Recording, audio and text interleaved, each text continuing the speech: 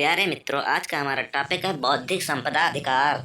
इसका पहला क्वेश्चन है, बौद्धिक संपदा अधिकार आईपीआर पर टिप्पणी करिए। चलिए देखते हैं इसका आंसर। बौद्धिक संपदा अधिकार एक ऐसा अधिकार है जो किसी वस्तु अथवा विचार के निर्माता को उसे वस्तु अथवा के विचार के निर्माण का संपूर्ण श्रेय प्रदान करता है।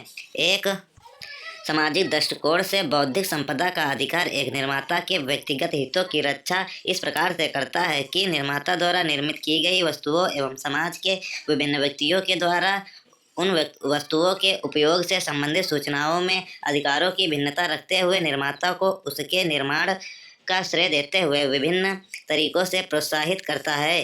किसी सूचना के उत्पादक के उस सूचना के उत्पादन के पश्चात वह सूचना विभिन्न उपयोगकर्ताओं के द्वारा अलग अलग समय में आपस में बांटते हुए प्रयुक्त की जाती है। ऐसी स्थिति में विभिन्न बौद्धिक संपदा अधिकारों के माध्यम से यह सुनिश्चित किया जाता है कि उक्त सूचना का उत्पादक किसी भी तरह से अपने उत्पादक के स्वरूप में प्राप्त अधिकारों से वंचित न हो जाए और उपयोगकर्ताओं एवं उत्पादक में अधिकारों के संबंध में पर्याप्त भिन्नता सुस्पष्टता रहे। आज हमारे समाज में विभिन्न सुविधाओं एवं उत्पादों के निर्माण के पीछे गहन चिंतन एवं शोध के गंभीर प्रयास सम्मिलित होते हैं। इन प्रयासों के परिणामस्वरूप प्राप्त परिणाम अथवा उत्पाद अन्य दूसरे व्यक्तियों के द्वारा भिन्न भिन्न तरीके से प्रयोग में लाया जाता है। कई बार ये दूसरे लोग उन उत्पादकों के नवीन स्वरूपों में परिवर्तित कर अथवा उनके आधार पर अन्य परिष्कृत उत्पाद तैयार कर उनका संपूर्ण श्रेय स्वयं लेने का प्रयास करते हैं।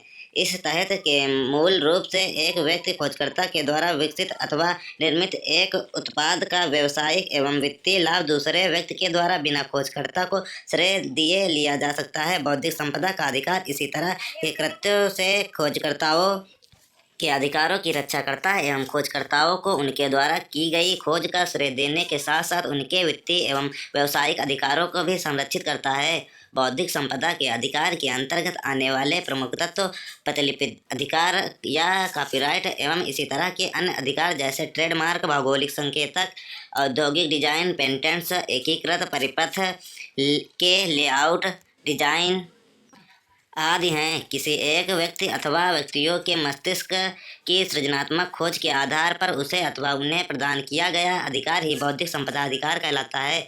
बौद्धिक संपदा के अंतर्गत मस्तिष्क के विभिन्न सृजनात्मक प्रयासों के माध्यम से की गई खोज, साहित्य तथा कलात्मक कार्य एवं व्यवसाय में प्रयुक्त किए गए नाम, चित्र एवं डिजाइन आदि आते हैं। अगला क्वेश्चन नंबर 2, भारत में बौद्धिक संपदा के अधिकार के इतिहास को संक्षिप्त रूप में संदर्भित करिए। चलिए देखते हैं इसका आंसर। भारत में बौद्धिक संपदा के अधिकार का पहला मामला वर्ष 1856 में प्रकाश में तब आया जब जॉर्ज अल्फ्रेड के पेनिंग ने अपना पेटेंट हेतु प्रार्थना पत्र प्रस्तुत किया। बाद में उन्हें प्रदान किया गया पेटेंट भारत के बौद्धिक संपदा के अधिकार के अंतर्गत प्रदत्त प्रथम पेटेंट के रूप में जाना गया। बौद्धिक संपदा के अधिकार के अंतर्गत आने वाले प्रतिलिपि अधिकार का इतिहास भारत में सर्वाधिक पुराना है। यह अधिकार ईस्ट इंडिया कंपनी के शासन के दौरान सन 1847 में लागू किया गया। उस समय के प्रावधानों के अंतर्गत एक पुस्तक उनके लेखक के संपूर्ण जीवन काल एवं उनकी मृत्यु के 7 वर्षों तक कॉपीराइट एक्ट के अंतर्गत नियंत्रित होती थी। वर्ष 1914 में भारतीय संसद ने नया कॉपीराइट एक्ट पास किया जो कि मुख्य रूप से यूनाइटेड किंगडम के सन 1911 के कॉपीराइट एक्ट के लगभग अनुरूप था। इसके पश्चात स्वतंत्र भारत में सन 1958 में नया कॉपीराइट एक्ट लागू किया गया। पेटेंट के दृष्टिकोण से भारत में सन 1856 में अधिनियम पास हुआ जो कि सन 1883 संशोधित किया गया। तत्पश्चात सन 1911 में भारतीय पेटेंट एवं डिजाइन एक्ट ने इसका स्थान दिया। यह अधिनियम वर्ष 1920 से 1930 एवं 1945 में पुनः संशोधित किया गया।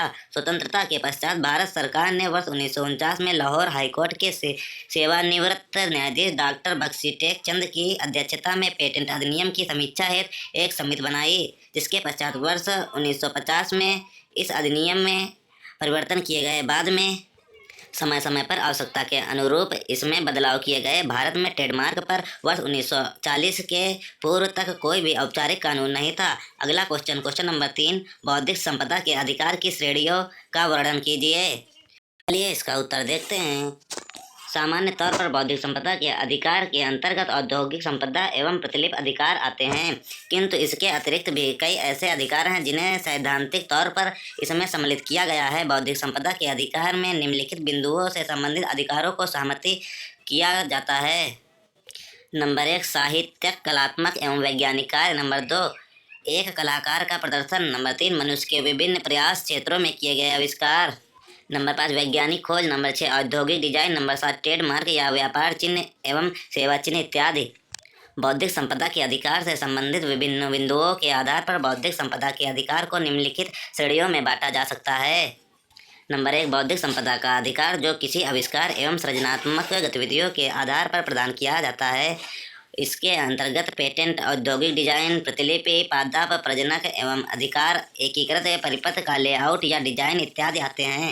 नंबर 2, बौद्धिक संपदा के वे सभी अधिकार जो किसी उपभोक्ता को सूचना प्रदान करते हैं। इसके अंतर्गत ट्रेडमार्क एवं भौगोलिक संकेत आते हैं। आज का हमारा वीडियो यहीं से समाप्त होता है। यदि वीडियो अच्छा लगा हो तो हमारे चैनल को सब्सक्राइब करें, वीडियो को लाइक करें और ज़्यादा से ज़्यादा शेयर करें। जय हिंद, जय भारत, वंदे मातरम।